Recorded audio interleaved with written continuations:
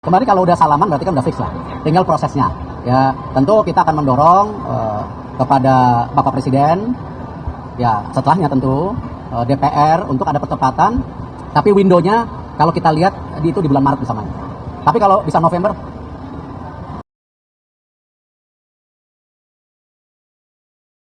Halo, salam olahraga di channel Tumbuhan Bola. Ya, pertandingan Tim Nasional Indonesia versus Bahrain pada tanggal 10 Oktober beberapa hari yang lalu itu berakhir dengan seri 2-2 ya. Ya, berbagai kontroversial wasit pada laga melawan Bahrain sempat memunculkan problematika bagi Timnas Indonesia dan juga bagi para fans Timnas Indonesia. Bagaimana tidak, beberapa pelanggaran yang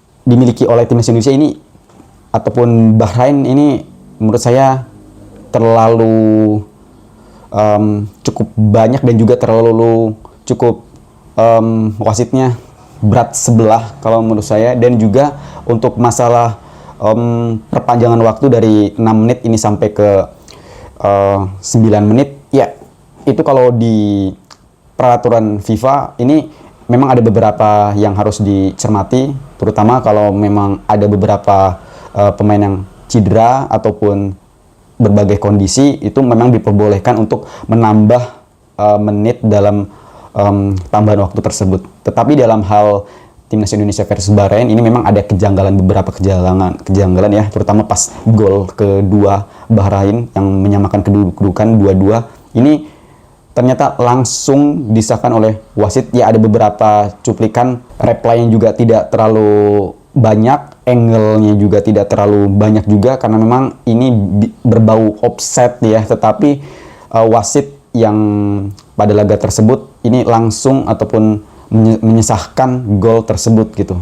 Kalau dicek ini Timnas Indonesia yang mencetak gol selalu saja dicek VAR, possible VAR ya di papan skor.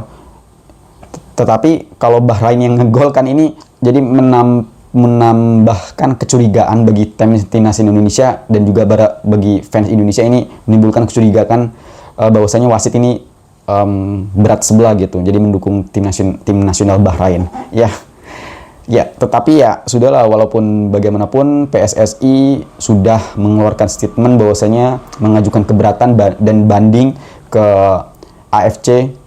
Semoga sudah mengajukan banding ya, terutama ini wasitnya ini dari Oman. Kenapa tidak wasitnya ini berasal dari Cina ataupun Jepang ataupun Korea? Ini kenapa mesti satu lingkup dari Timur Tengah? Ya, kita juga tidak menduga-duga, kita juga tidak bisa memungkiri gitu. Bahrain juga anak emas kan, karena memang Presiden AFC ini berasal dari Bahrain ya. Ya, kita tidak perlu merasakan terlalu berlarut-larut kesedihan ya. Kita harus fokus, kita harus fighting melawan tim nasional China pada tanggal 15 Oktober nanti. Kita yakin pemain juga sudah sampai di China dan juga melakukan latihan. Sementara untuk tim nasional China ini masih dalam perjalanan ya. Kemungkinan ini Jumat malam akan sampai, atau Sabtu pagi ini akan sampai, ataupun Sabtu siang ini sudah sampai gitu. Dan tim nasional Indonesia diuntungkan karena memang charter pesawat oleh PSSI ini langsung terbang ya. Setelah laga melawan Bahrain selesai, tim nasional Indonesia ini langsung bergegas ke China. Ini menunjukkan bahwasanya Bapak Erick Thohir sangat serius ya mendukung tim nasional Indonesia dalam pertandingan tim nasional China pada tanggal 15 Oktober nanti. Ya, kita harap kita fokus, kita juga tidak usah berlarut-larut dalam kesedihan. Kita ambil sisi positifnya, dan juga semoga pemain tim nasional Indonesia ini bangkit, tidak mental jangan drop. Ini yang sangat-sangat dikhawatirkan. Kita sebagai fans ini selalu mendukung. Ya, kita ketahui kepingan puzzle terus berdatangan, terutama Kevin Dix yang sudah beberapa hari yang lalu ini di Jakarta, dan sekarang ya pada tanggal 12 Oktober hari Sabtu ini sudah bersalaman dengan Bapak Erick Thohir. Kemungkinan besar ini akan diproses ataupun berkas-berkas. Oke, Kevin Dix pemain diaspora yang berdarah asli Indonesia dari ibunya. Sudah lama ingin Coach Sintayong ini menginginkan kehadiran Kevin Dix sebagai pemain diaspora. Tetapi ya pada waktu itu memang Kevin Dix enggan ataupun masih menginginkan untuk berkarir di Eropa dan juga dipanggil oleh tim nasional Belanda senior ya. Ya, kesabaran Coach Sintayong terus dalam beberapa tahun terakhir memang terus bersabar ya menunggu deal Kevin Dix. Ya, pada tahun 2024 ini di bulan Oktober ya Kevin Dix secara sepakat akan bergabung dengan timnas Indonesia. Wow, ini suatu kepingan puzzle STY yang sukses dan juga semoga berjalan lancar dan bisa dipersiapkan melawan Jepang dan juga Arab Saudi pada bulan November nanti ya. Ya, kepingan terakhir STY ini sudah selesai, yaitu Jordi Amat, Sandy Walsh, dan juga Mads Hilgers. Terakhir Kevin Dix. Ya, ini adalah kepingan Coach Sintayong yang beberapa tahun terakhir ini sempat digembar-gemborkan ya berbagai alasan, tetapi saat ini tahun 2024 ini sudah selesai ya dan akan segera bergabung dengan timnas Indonesia. Kemarin kalau udah salaman berarti kan udah fix lah, tinggal prosesnya. Ya tentu kita akan mendorong. Ya, untuk pemain Kevin Dix yang pada saat ini berusia 28 tahun dengan tinggi 185 cm, ya pemain ini adalah pemain versatile ya di klub FC Copenhagen. Ini pemain berposisi sebagai bek tengah, bisa sebagai bek kiri, bisa sebagai gelandang bertahan, dan juga bisa sebagai posisi gelandang menyerang. Nah, ini yang dibutuhkan oleh Coach Sintayong sebagai pemain untuk bermain bagi timnas Indonesia. Ini bisa berbagai posisi. Ya, bukan hanya sekedar back, tetapi juga Kevin Dix ini bisa sebagai penyuplai ataupun umpan-umpan yang sangat-sangat akurat, dan juga sebagai penggedor di sektor lini serang yang tengah ya. Ya, kita ketahui Kevin Dix ini mempunyai kecerdasan yang sangat-sangat luar biasa untuk mengambil ritme sektor tengah penyerangan ya. Nah, ini yang sangat-sangat dimiliki oleh Kevin Dix. Tetapi walaupun bagaimanapun, jika terjadi cedera di sektor lini belakang, Kevin Dix ini bisa menjadi opsi yang sangat-sangat cocok menggantikan back yang terkena cedera ataupun terkena akumulasi kartu. Ya, kita ketahui back di timnas Indonesia ini sudah cukup dan juga sudah dibilang cukup, ya mungkin cukup banyak juga ya. Terlepas dari ini ada Justin Hapner, Jay Itzes, Mads Hilgers, Rizky Ridho, Wahyu, Ferrari, ditambah Kevin Dix. Ya, back tengah praktis kita ada 7, ditambah lagi Jordi Amat 8. Kalaupun dipanggil lagi Elkan Bagot 9. Ini back tengah. Tetapi dari posisi back tengah ini bisa dipecah menjadi beberapa bagian lagi, bisa menjadi back kanan ataupun back kiri, ataupun bisa menjadi gelandang bertahan, gelandang penyerang. Nah, opsi ini yang akan bisa dipasang jikalau ada pemain yang terkena akumulasi kartu ataupun cedera. Contoh, Jordi Amat bisa menjadi back, tetapi di kondisi yang sangat memungkinkan Jordi Amat bisa diplot sebagai gelandang bertahan ataupun gelandang serang, ataupun bisa menjadi back kanan. Nah, ini menjadikan suatu opsi yang sangat menarik bagi Coach Sintayong. Ya, bagaimana tidak, pemain versatile ini sangat-sangat disukai oleh Coach Sintayong. Ya, seperti contohnya Eliano Renders bermain sebagai posisi di klubnya saat ini, PSG Zwolle.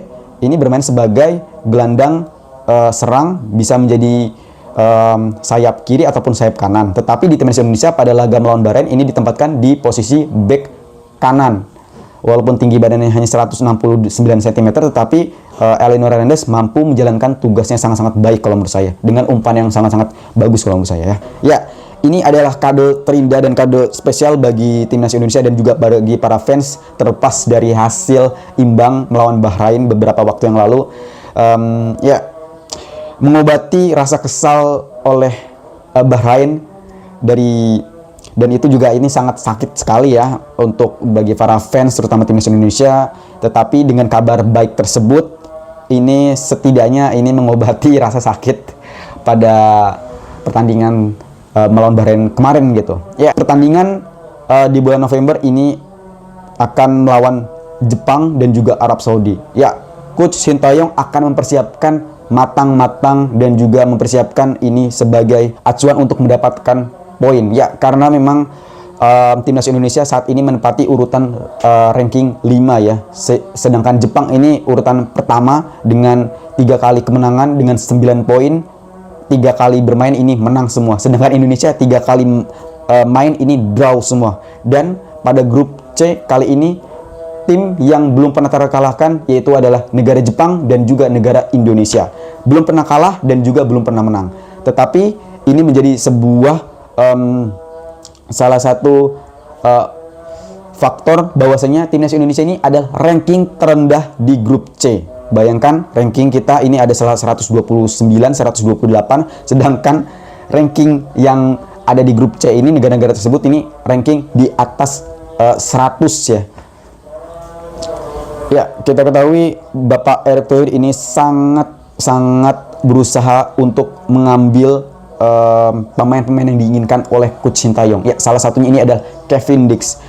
Kita juga akan disuguhkan kemungkinan ini adalah ada tambahan pemain-pemain lagi.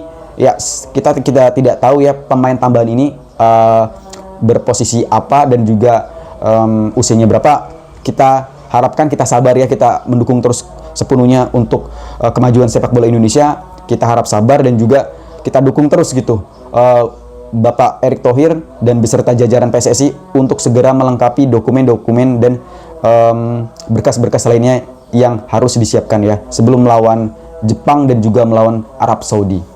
Ya, pada tanggal 15 Oktober kita akan bermain away melawan China. Ini adalah pertandingan terakhir di bulan Oktober.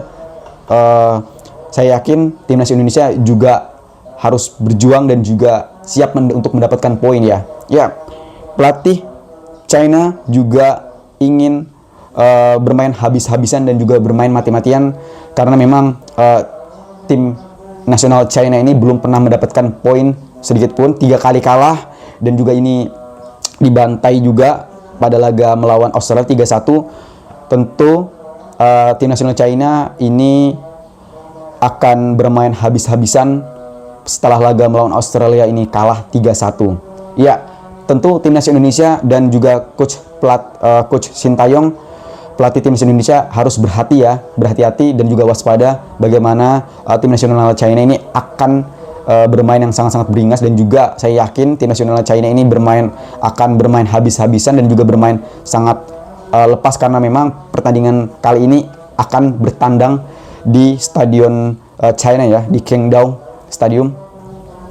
Pokoknya kita serahkan sepenuhnya kepada pelatih Coach Sintayong. Saya yakin Max Higers, Jay Itzes dan juga Rizky Ridho akan menahan gempuran pemain-pemain Cina ya. Karena memang pas laga melawan Cina dan juga melawan Australia di stadion Australia ini permainan China dibilang bagus juga ya, kurang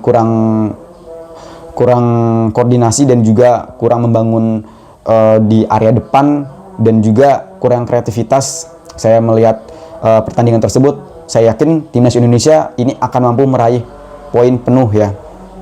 Ya, pertandingan kali ini akan dipimpin oleh wasit dari negara Uni Emirat Arab. Lagi-lagi wasitnya berasal dari negara Arab. Yang penting kita harus fokus, terlepas dari hasil yang kemarin, kita harus fokus, harus mempersiapkan tim sebaik-baik mungkin untuk pada laga tersebut. Ya, kemungkinan ini akan disiarkan pada jam 7 malam ya. Kita doakan semoga timnas Indonesia ini meraih poin full. Ya, mungkin itu saja yang dapat saya sampaikan. Kurang lebih saya mohon maaf. Kita bertemu di lain video berikutnya. Bye-bye.